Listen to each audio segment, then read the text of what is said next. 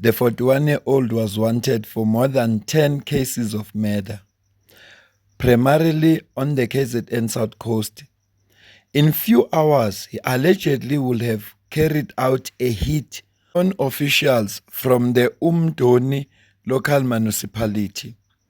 A joint operation by the SAPS, eThekwini District Trio Crimes Unit, SAPS KZN CI Crime Intelligence, Durban Metro Police Trio Crimes Unit and Durban Metro Police K9 Unit uncovered the man's hideout during the early hours of this morning.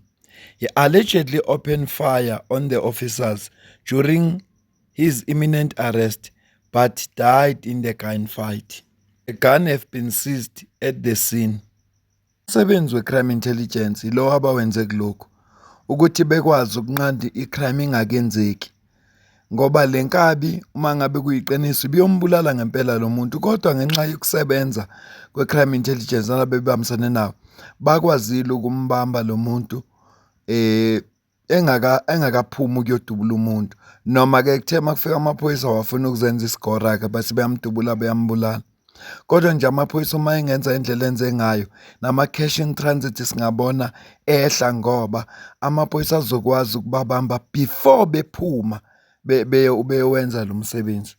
Yinhle kakhulu into enziwa ngamaphoyisa. Kufanele amaphoyisa siwancome umenza kahle, siwagxeke futhi uma engenzi kahle. Let's take it to KwaZulu-Natal now. Yeah, 2 murder suspects have been killed in a gunfight with police and other law enforcement agencies in Verulam, just north of Durban. Yeah, the incident happened in the Mhlasini area this morning. A fierce shootout started when police cornered the suspects at their hideout. They had been wanted for double murder.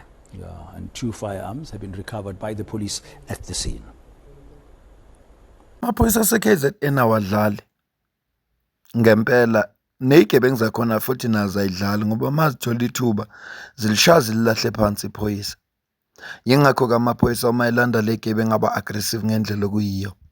Isigameko sesibili lesi sokuqala esikhulume ngaso saleya nkabi ebifuneka enamacala awu-10 okubulala.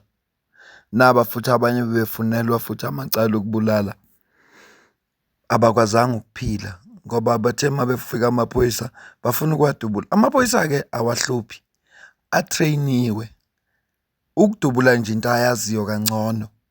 Funa nje uma uthi ubhekene namaphoyisa usarende uhambe enkantolo, kodwa uma ufuna ukuba isigora you'll suffer the consequences. Ilokho nje engingakusho.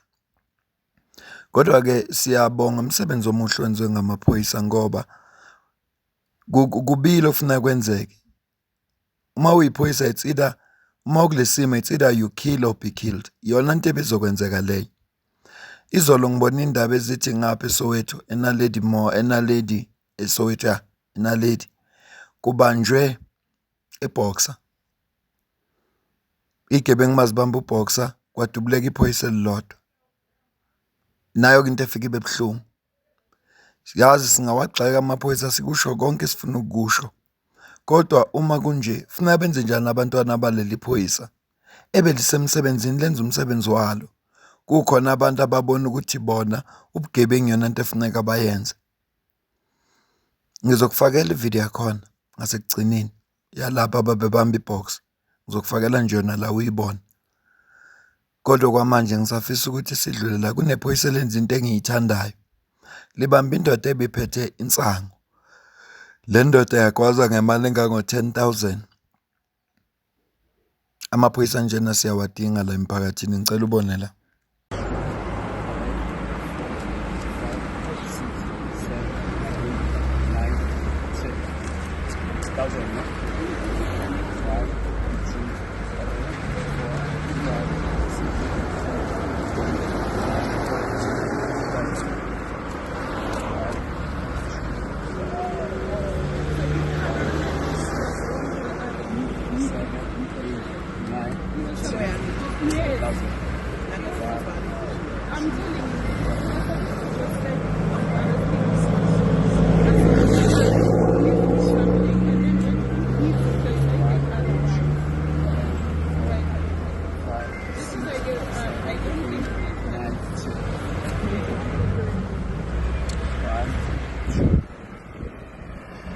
Hey, Sean, can you just keep there, please?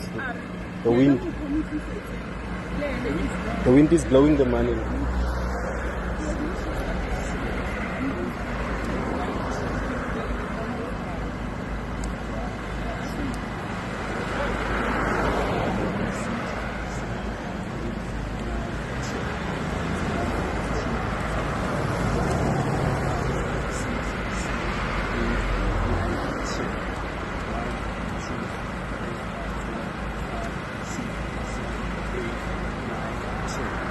How much is that now?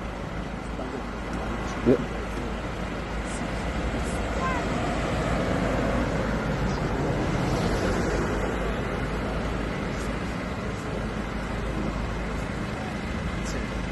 $10,100.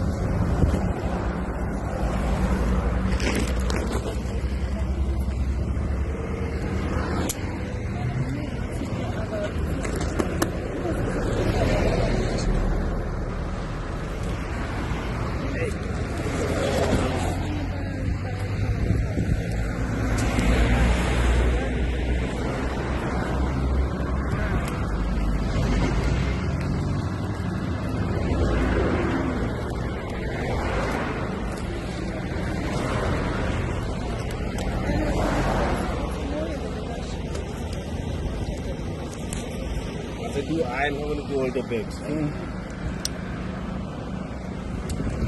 Is there more in the inside?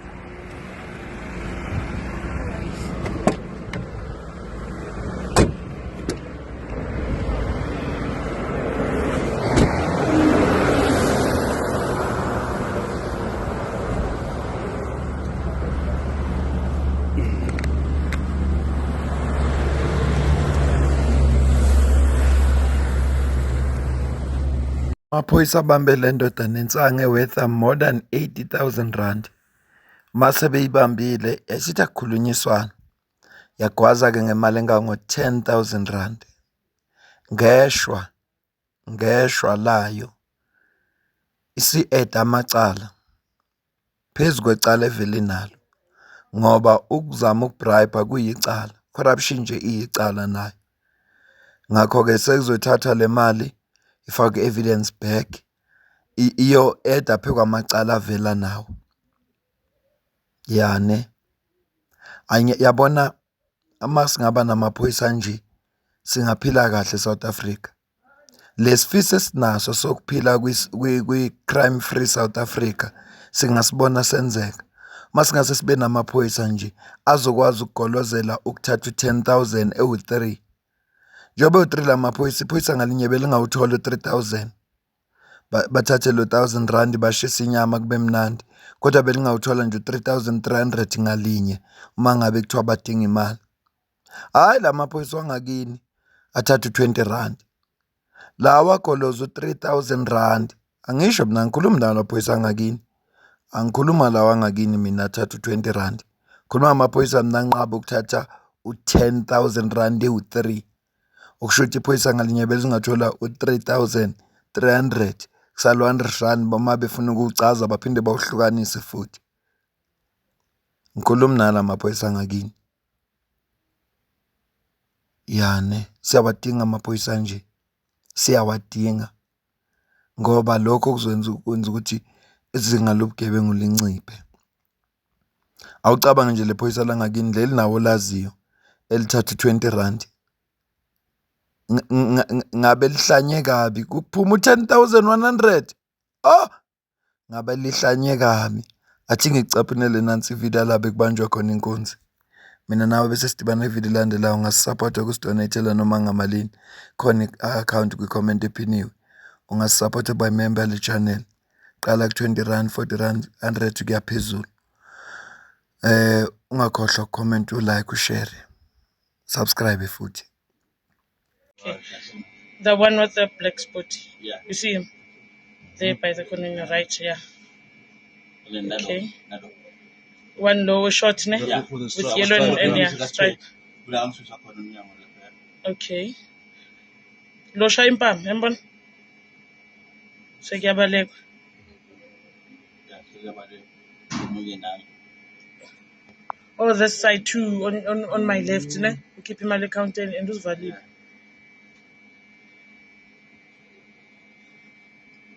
And this lady though was setting up.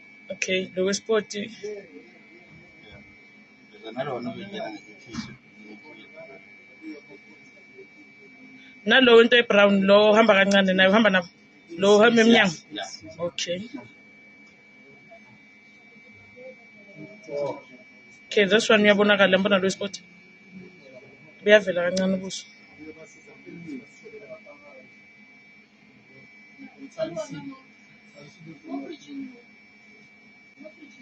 So I'm putting up inside that. Isasekhona ngithi. Yeah. Okay, the one shot nangu ngiyadubula. Okay. When I was AK,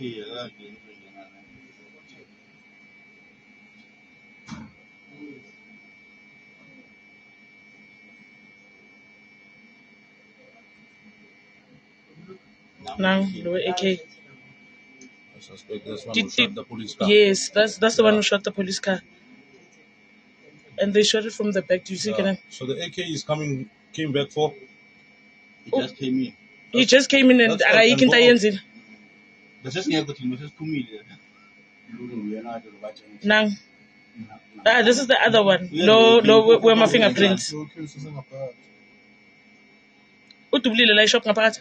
I want to them as well. Okay, now. 6.